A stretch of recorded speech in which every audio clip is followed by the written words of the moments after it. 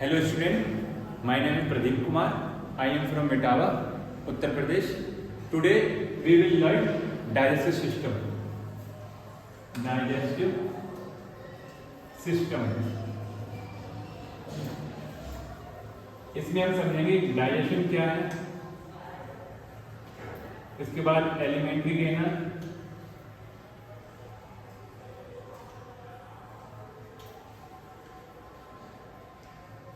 Different parts को देखेंगे और ट्रिक के माध्यम से इन सभी को हम याद करेंगे।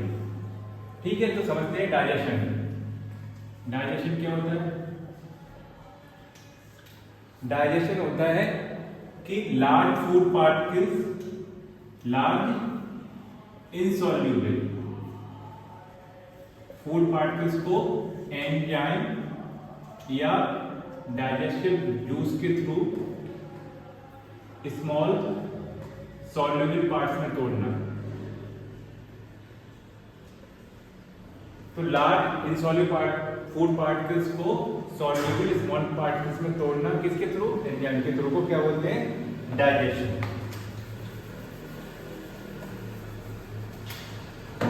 इसमें हम पढ़ेंगे डाइजेस्टिव सिस्टम। डाइजेस्टिव सिस्टम ये जनरली दो पार्ट में होते हैं।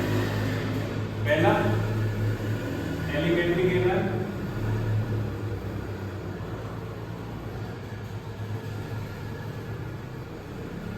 दूसरा डाइजेस्टिव ग्लैंड। तो आज हम इसमें एलिमेंट्री कैनल के बारे में समझेंगे। उसके बाद नेक्स्ट लेक्चर में हम लोग डाइजेस्टिव ग्लैंड के बारे में पढ़ेंगे और उसके डिफरेंट एंजाइम्स जो डाइजेशन में हेल्प करते हैं।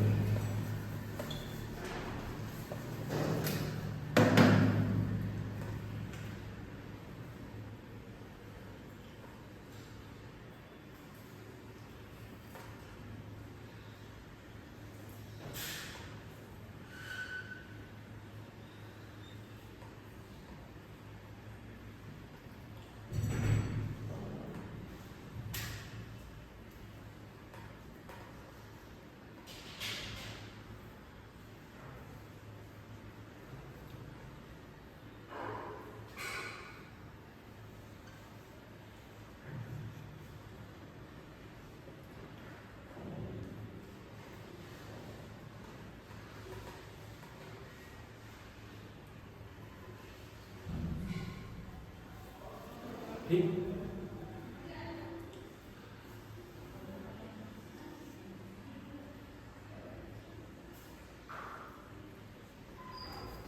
ये है माउथ,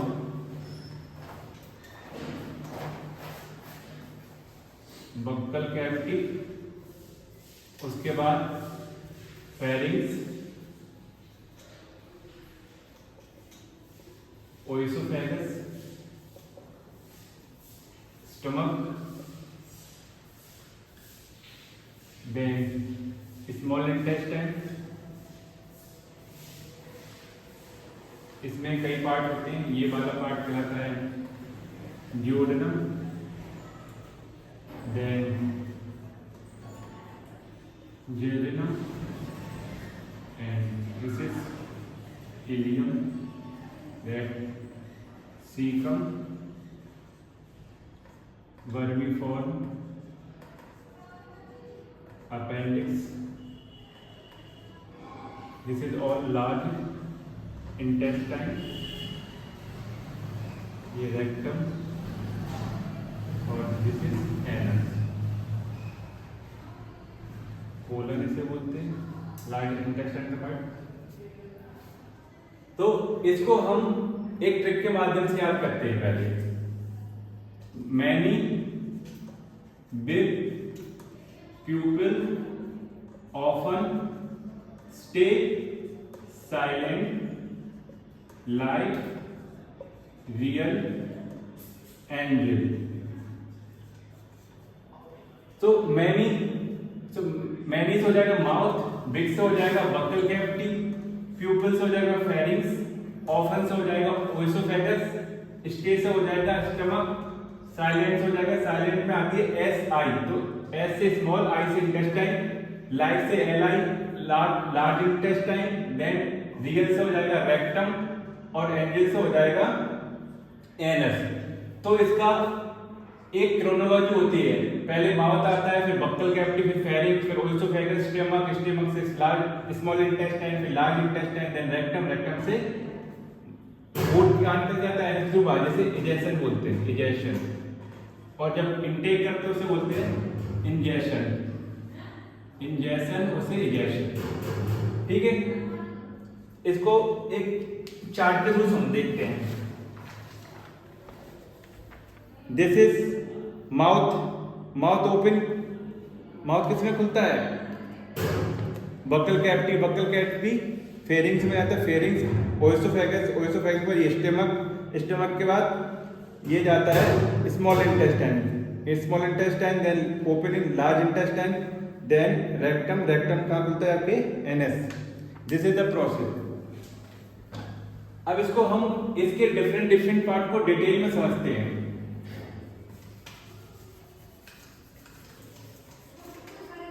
तो पहला आता है माउथ। माउथ का क्या करते हैं? इसके थ्रू हम भोजन को अंदर लेते हैं, उस प्रोसेस को बोलते हैं इंजेक्शन। इसके बाद ये माउथ भोजन कहाँ जाता है?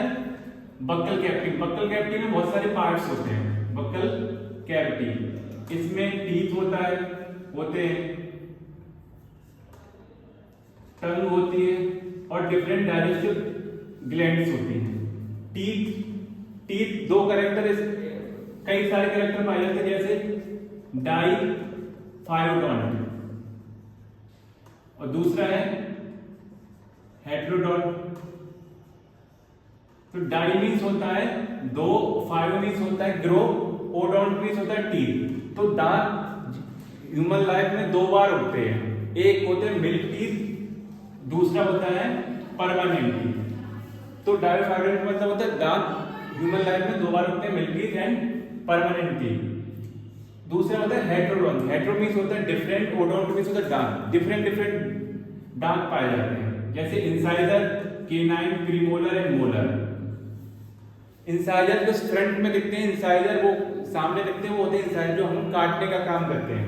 उसके बाद आता है केनाइन, से पैनी होते हैं, फाड़ने का काम करते हैं। जो कार्निवोर्स होते हैं उसमें ये दांत बहुत पैनी होते हैं, क्योंकि वो मांस खाते हैं और मांस को खाने के लिए फाड़ते हैं वो। उसके बाद आता है प्रीमोलर, ये चबाने का, ग्राइंडिंग का काम करते हैं। उसके बाद मोलर भी ग्राइंडिंग का काम करते हैं। अब भोजन बक्कल कैविटी से कहाँ पहुंचता है? फेरिंग्स में।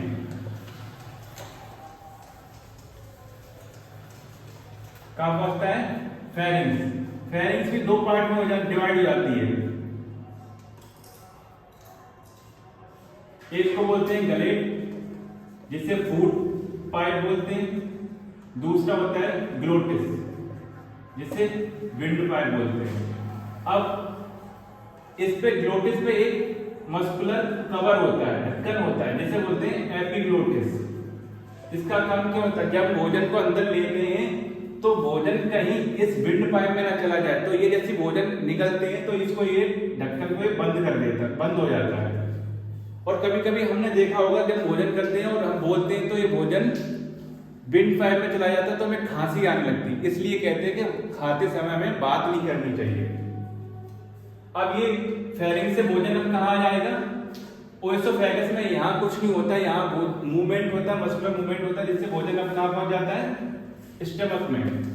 स्टमक ये जे शेप का होता है, जे शेप का होता है। इस पे मस्कुलर म्यूकस लेयर पाई जाती है। क्यों? क्योंकि इसमें एक एसिड निकलता है HCl, जो बैक्टीरिया वायरस को किल करता है। ये इतना, इसका पीएच लगभग 2 pH होता है, जो किसी भी पार्ट्स को जला सकता है। इसमें म्यूकस लेयर पाई जाती है जो उसे प्रोटेक्ट करती है। इसके बाद ये भोजन कहाँ पहुंच जाता है? स्मॉल इंटेस्टाइन में। स्मॉल इंटेस्टाइन में पहुंच जाता है। अब स्मॉल इंटेस्टाइन भी 3 पार्ट में डिवाइड होती है। पहला होता है ड्यूोडेनम, दूसरा होता है जेजुनम, तीसरा इलियम। ड्यूोडेनम में एक ग्लैंड पाई जाती है, पैनक्रियाटिक ग्लैंड। इससे डाइजेस्टिव फ्लूइड निकलते हैं जो ड्यूोडेनम में जाके भोजन का पाचन करते हैं। इसी लगा हुआ एक पार्ट और पाया जाता है लिवर, ये right side of the body पाया जाता है। इससे भी एंजाइम निकलते हैं जो डाइजेशन में मदद करते हैं। अब इसको भी हम स्मॉल इंटेस्टाइन ट्रिक के माध्यम से याद कर सकते हैं। क्या? ड्राई जेली इनसाइड, और इसके आगे वाले पार्ट को भी इसमें जोड़ते हैं, cat. Dry jelly inside cat, तो ड्राई से क्या हो जाएगा? ड्यूडेनम, जेली से हो जाएगा जेजुनम, इनसाइड से इलियम, और कैट में यहां ये सीकम आ जाएगा, लार्ज इंटेस्टाइन का पार्ट। इसकी एक और ट्रिक है, उससे याद कर सकते हैं, DJICC। डी मतलब ड्यूडेनम, जे मतलब जेजुनम, आई से आ जाएगा इलियम, सी से सीकम, और दूसरे सी से कोलन। अब ये जेजुनम किस में ओपन, इलियम किस में ओपन होती जाके? Large intestine.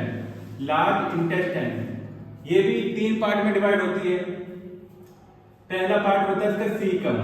अब यहाँ पे 2 सी आ रहे हैं, तो एक तो सी और दूसरा जो कोलन।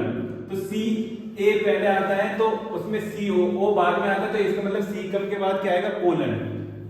ठीक है, तो इसमें सीकम, सीकम में एक पार्ट पाया जाता है वर्मीफॉर्म अपेंडिक्स, जिसमें इन्फेक्शन हो जाता है और ऑपरेशन कराना पड़ता है, बहुत पेन होता है। ये जनरली ये सीकम का काम क्या होता था? ये जो वेजिटेरियन एनिमल्स होते हैं उसमें ये इसका काम करता है, उसमें यहाँ सेल्यूलोज का पाचन होता है। इसके बाद ये सीकम ओपन होती है किसमें? कोलन में।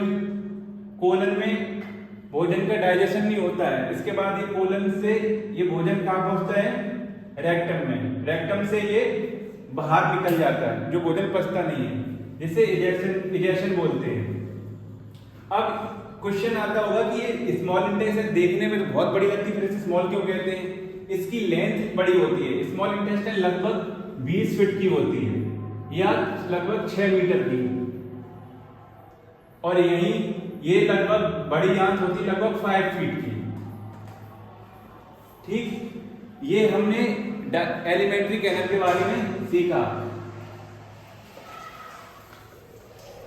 एक बार रिवीजन कर लेते हैं इसको। हमने समझा कि डायजेशन क्या होता है।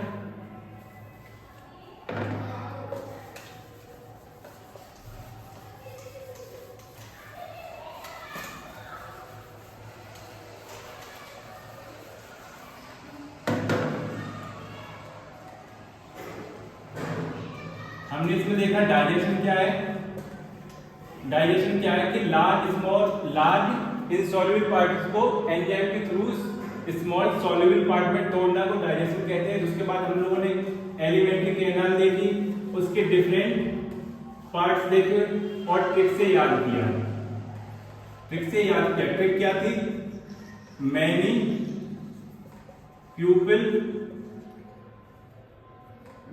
Big pupil often stay silent like real angel।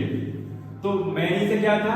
Mouth, big से था बकल कैविटी, प्यूपिल से था फेरिंक्स, ऑफन से था ओएसोफेगस, स्टे से था स्टमक, साइलेंट से था स्मॉल इंटेस्टाइन, लाइक से था लार्ज इंटेस्टाइन, रियल से था रेक्टम, और एंजिल से था एनस। इस तरह हमने डिफरेंट पार्ट्स को बहुत ही इजी वे में ट्रिक के थ्रू याद कर लिया, जो मुझे लगता है आप शायद नहीं भूलेंगे कभी भी।